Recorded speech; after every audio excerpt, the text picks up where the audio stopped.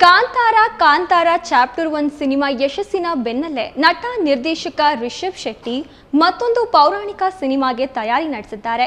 February 22ರಂದು ಜೈ ಹನುಮಾನ್ ಸಿನಿಮಾದ ಮುಹೂರ್ತ ಅಂಜನಾದ್ರಿಯಲ್ಲೇ ನಡೆಯಲಿದೆ. ಕಾಂತಾರದ ಶಿವನಾಗಿ ಅಬ್ಬರಿಸಿದ ರಿಷಬ್ ವಾಯುಪುತ್ರ ಹನುಮಂತನ ಪಾತ್ರದಲ್ಲಿ ಮಿಂಚಲಿದ್ದಾರೆ. ಕಾಂತಾರದಂತಹ ಡಿವೈನ್ ಸಿನಿಮಾ ಮಾಡಿದ್ದ ರಿಷಬ್ ಶೆಟ್ಟಿ ಇದೀಗ ಮತ್ತೊಂದು ಡಿವೈನ್ ಕಥೆಯಲ್ಲಿಯೇ ನಾಯಕನಾಗಿ ನಟಿಸಲಿದ್ದಾರೆ.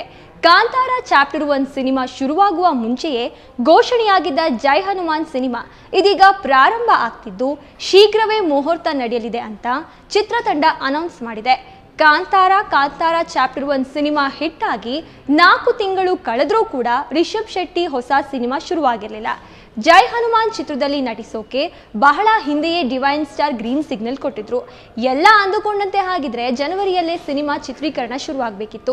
ಆದರೆ ಕೊಂಚ ತಡವಾಗಿದ್ದು ಅಂತೂ ಇಂತೂ ಇದೀಗ ಮುಹೂರ್ತ ಫಿಕ್ಸ್ ಆಗಿದೆ.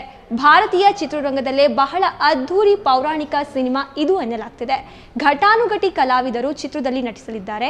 ಹನುಮಂತನಾಗಿ ರಿಷಬ್ ಶೆಟ್ಟಿ ಬಣ್ಣ ಹಚ್ಚಲಿದ್ದಾರೆ. ಫೆಬ್ರವರಿ 22ರಂದು ಹಂಪಿಯಲ್ಲಿ ಅದ್ಧೂರಿ ಸಿನಿಮಾ ಮುಹೂರ್ತ ನೆರವೇರಲಿದೆ. ಮಾರ್ಚ್ನಲ್ಲಿ ಚಿತ್ರೀಕರಣ ಶುರುವಾಗಲಿದೆ. ಆ ಬಳಿಕ ಪೋಸ್ಟ್ ಪ್ರೊಡಕ್ಷನ್ ಕೆಲಸಗಳು ಆರಂಭವಾಗಲಿದೆ. ವಿದೇಶದ ಅನುಭವಿ ತಂತ್ರಜ್ಞರು ಚಿತ್ರದ ಗ್ರಾಫಿಕ್ ಕೆಲಸಗಳನ್ನು ನಿಭಾಯಿಸಲಿದ್ದಾರೆ.